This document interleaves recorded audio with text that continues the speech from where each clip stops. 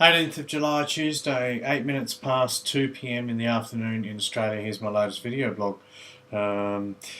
Today I've got a little bit of a few screenshots of some information in regards to this entire Bitcoin SegWit scenario that it's occurring. I mean, what we've got to realise is that there's a lot of miscommunication and misinformation, a little bit of nervous energy and all of that, and even me doing these types of videos can sort of add to all of that drama. However, I don't feel as if there's that much to be worried about, too much at all, really, and I'm going to show you why in just a minute. Now, on the weekend, we saw the big retracement. We saw a dump. There's no doubt there was a bit of a market. I wouldn't say it's a crash. I mean, you call it a mini crash. We saw Bitcoin hit, I think it was 1770 something. Depends on what exchange you were looking at. There was some variations, but it did get under 1800 US dollars. Then it's bounced back very, very quickly, and it's back up to 2,171, pretty much as I'm doing this video. Does that mean that the market's swung back the other way and we're into a bull trend? I'm not too sure about that. I think you'll find that we're still in a retracement, and there's been a lot of speculation about how and why and where all of the market cap comes from. Where has all this energy come from? It was a $15 billion. I mean, if you go back to 2013, it was like $5 billion, and I think it went to $10 billion. That was double, 100%.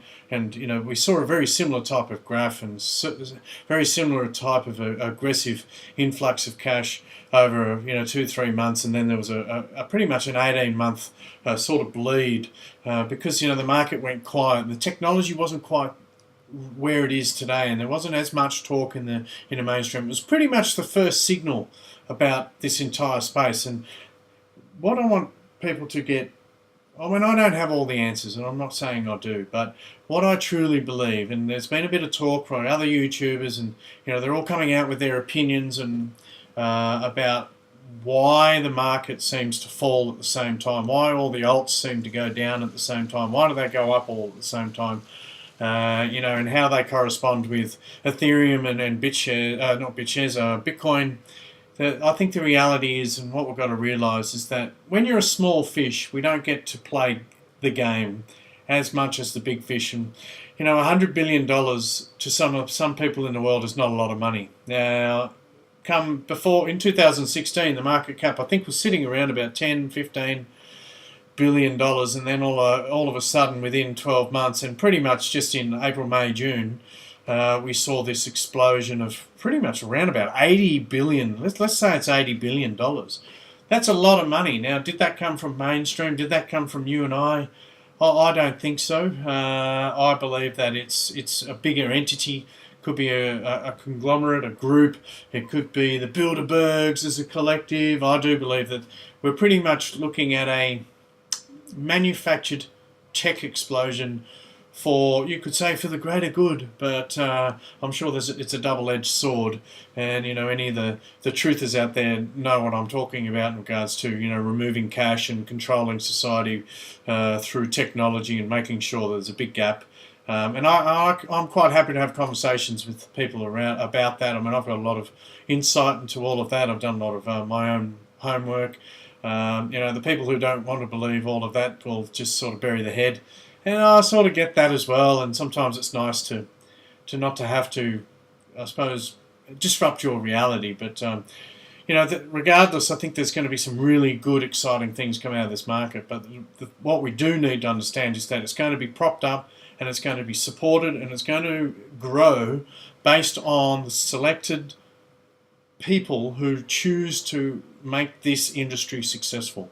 They're going to, and they've already proven it, if they can put $80 billion and whatever percentage share of that was theirs, let's say they had a 50%, let's say they started the rush, they started the emotion, and they put in $40 billion. It was not all in one day, they spread it out, and that's just how it works. And then there's an emotional energy towards the sector, and the people like you and me, we all got in there. I was fortunate to get in early, just because I happened to be doing all the research well into 2016 and up to 2017. I'm fortunate. Some people got in halfway up. Some people bought in at the top. And what we've seen is people have taken, and what we've seen, these entities that put in the 50 billion, 20 billion, whatever it is, it was a major proportion of all of these cryptos. They have a computer system, they have their team, and I can pretty much guarantee, even though I'm speculating, that they have a major position in every single one of these major coins. And you'll be able to see with the coins that they don't have a major position in, because the graph just goes and does its own thing. Now, there's no doubt there's some fundamentals and market influences that create individual positions for a coin, and I do get that, but due to the fact that the market is so small in regards to the entire monetary system, there is no doubt that big fish are going to be able to control the influence in the market price of this particular, especially at a market cap level, of all of these cryptos as a whole. And that's why we're seeing very similar movements. And at the same time, and I've been very, very diligent looking at graphs, you'll see, let's say we've got two particular altcoins at a specific time within this retracement, there has been particular times when there's been a certain percentage taken within a 30-minute window. And I've seen it, and I've looked at it, and then I'll go and look at all the other graphs and multiple other coins, and what you'll do is you'll see a very similar sell, and the pattern is there. There's a pattern. So there's no doubt that some big players have got a high proportion or a high position or a strong position in multiple of these coins, and they're almost influencing this entire market. So they've created the energy, got lots of attention in the media, and lots of people have invested. I mean, they're not too worried about the people who invested at the top. That's just the game. You know, if you got in there, you're going to have to wait now. And what they've done is they've taken out their money. They probably took out all of their stake plus whatever earnings they may have made. You know, almost made double their money, if not more. In some cases, they would have a certain percentage that they will have decided to take out over a 45, 50-day period with all their auto bots and their team, and they'll have advisors well paid for, and they'll be making some individual calls on certain coins because, you know, they can't control the entire market because some people come in with their own influences, and then what you'll see is they'll inject their money back in, improve their position. They'll probably have, you know, when you've got $100 billion or $50 billion, you can go and do whatever you like with that. And if they make $20 billion profit, I'm sure that they're moving that money into other areas of the world, and, you know, it could be gold, silver, and whatever they're doing with their life. It could be into the banking, it could be to prop up, you know, billions of dollars of debt. I mean, we don't know who these corporate interests are, or these individuals, or this. It's definitely a group of people. There's no doubt. I'm just convinced that this market is manipulated at the moment due to its infancy and size.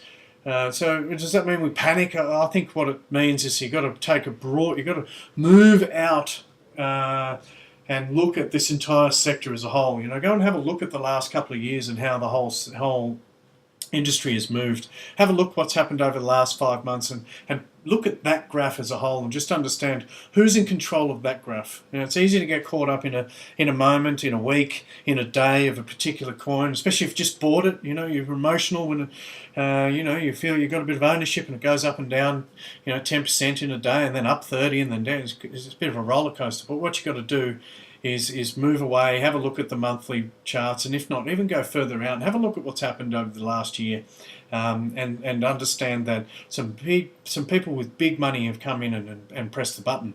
Now, they pressed the button in both ways. One of them was up. They did it aggressively, got a lot of emotion, because the energy of economics works like that, and then they've taken their high average all the way out over this last 50 days. And, you know, we've seen all sorts of reactions to that, you know, panic sells. Some people are holding, some people bought more on the way down, some people didn't know what to do and they just waited, and, you know, we're at the bottom, and you know, some people have, I don't know, just don't know what to do in the end. You know, it can be very, very confusing because we don't have control over this. It's so new, and it's very exciting because there's a lot of money to be made. What I'll be looking for is when's the next surge going to be, and understand that it's not just mainstream. It's not just us, the normal people. Our 50 grand, our 5 grand, our $100, our $20 note that we've got for that particular moment is not really making major changes to this industry. Of course, as a collective, but when you see big movements in the industry like we did in March and April, there's no doubt that that was a specific entity, in my opinion.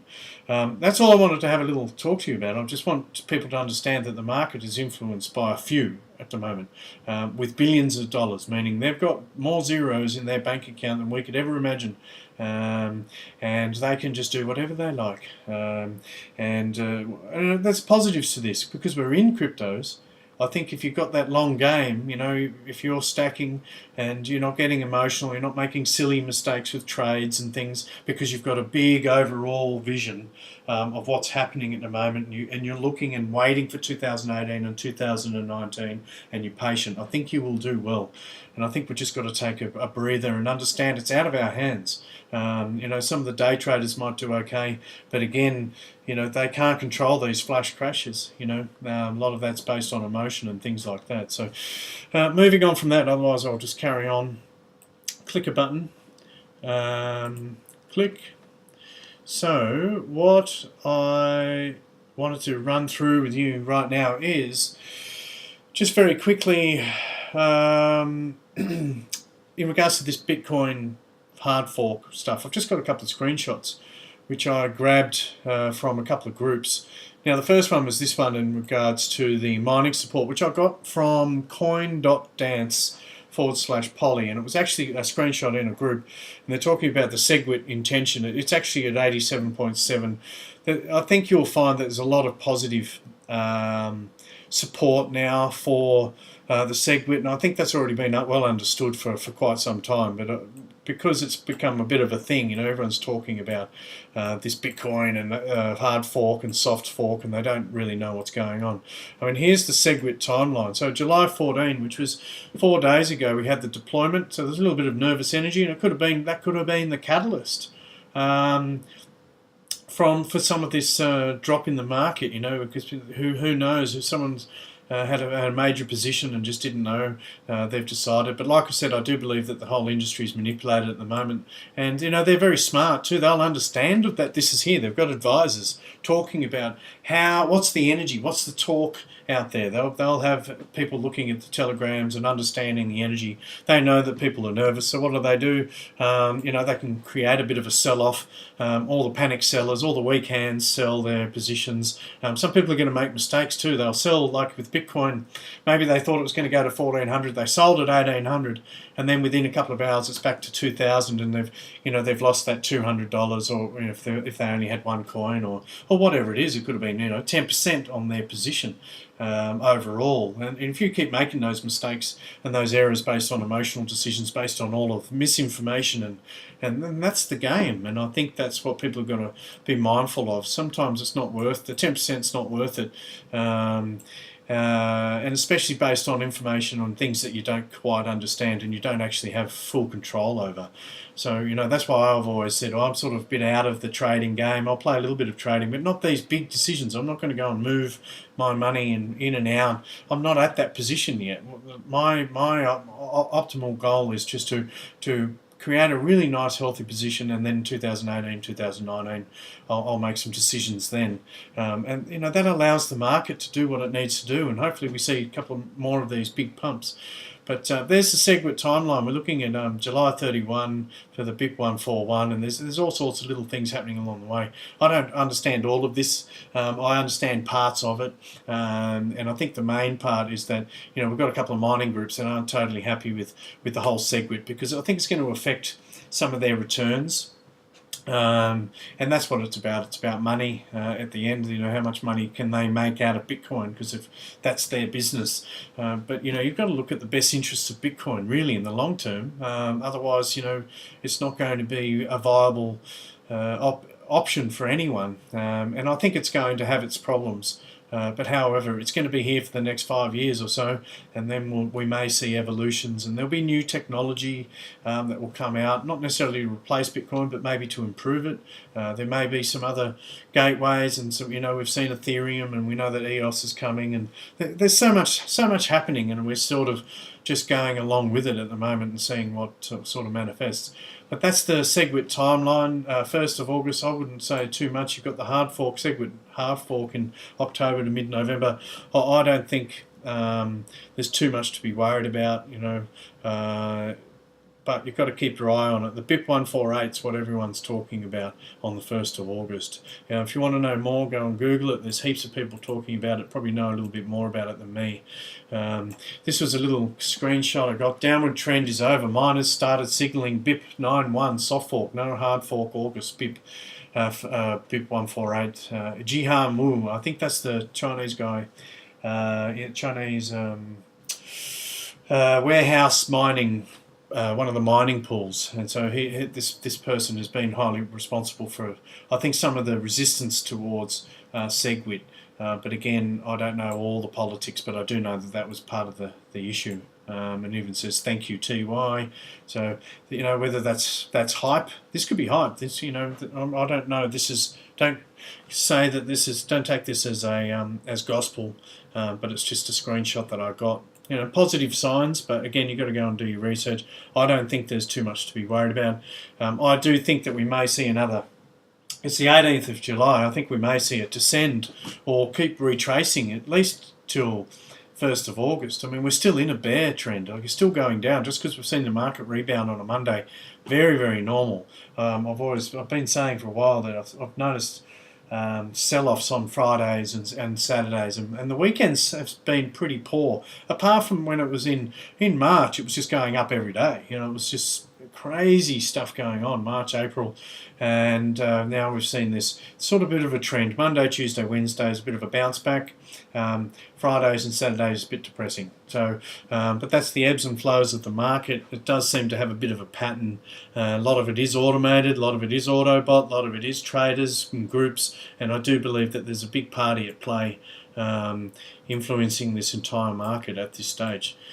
This is the website CoinDance, which I've got. It's a little bit different to that other screenshot, but it does show you the percentages of support for the witnesses, and you can go right down and just see how they've voted. Some of them haven't actually made their proxy vote, or they actually haven't applied an initial vote, and how that's actually going to all pan out, I'm not too sure. But so far, it looks like it's very positive towards good changes and positive changes for Bitcoin that won't influence the price too much, apart from nervous energy and uncertainty, which a lot of it's FUD, which is fear, uncertainty, and doubt. I think that's what the abbreviation of that is. Because FUD's an acronym. Yes, so that's all I wanted to talk to you about. I don't have, like I said, I don't have all the answers. I'm just like everyone else. I'm looking, I am diligent enough to go and sit there and read what people are talking about this whole scenario, and just trying to use my own critical analysis, because I think I'm pretty good at that, and also using a little bit of logic and a little bit of common sense, and just trying not to be emotional about it. Keep sticking to my plan. I keep thinking, okay, forward, 2-year plan, keep looking forward, just keep doing what you're doing. Try to relax, don't try to watch the markets all the time. It's a bit hard. I can be obsessive at times, and it's a bit addictive, and I think that it's not necessarily healthy to be doing that to yourself. But if anyone's got any other information in regards to this entire thing, how they feel about it, or maybe they've been in a group where someone with a little bit more nous has come up with a better explanation, that please put it into the comments. I don't mind people doing that on my YouTube channel. Contribute. That's what this is about. Talking about things, contributing, sharing, expressing yourself. We don't need trolls. I leave the trolls to go to other places, because they won't get much attention from me, because I just don't think that that's the community we're building here. Like I said, I'm just like everyone else. I just want to see everyone do well, and the only way we do that is just by learning from each other, sharing information in an open forum, not for benefit. We just want to be able to talk about it and express it and see what happens. And the more people who do that, the more empowered we are as a collective. And that's the answer pretty much to life at the moment. No more labels, no more divide and conquer. Get over your own egos, and and work a little bit harder for the people around you, and share, learn, apply, and let's see what we can build over the next 10 years. Because I think the last 10 years have been a bit of a write-off in a lot of ways, since we're so much media influence and social media it's pretty negative when you look at all the Facebook stuff, and there's a lot of programming going on, a lot of mind control stuff where it's all subliminal. You know, you're this, you're that. You know, choose a side, left, right. But that's enough on that. Just I'm very passionate about trying to pave way for change in society, and like I said, the only way we can do it is by talking about it. So, Bitfork. What is it? Bitfork. Maybe hard fork. I don't think it's going to happen. Let's hope not. And yeah, that's all I've got today. I'm going to be quiet now. Tune into my next video and let me know what you think. Thanks, guys.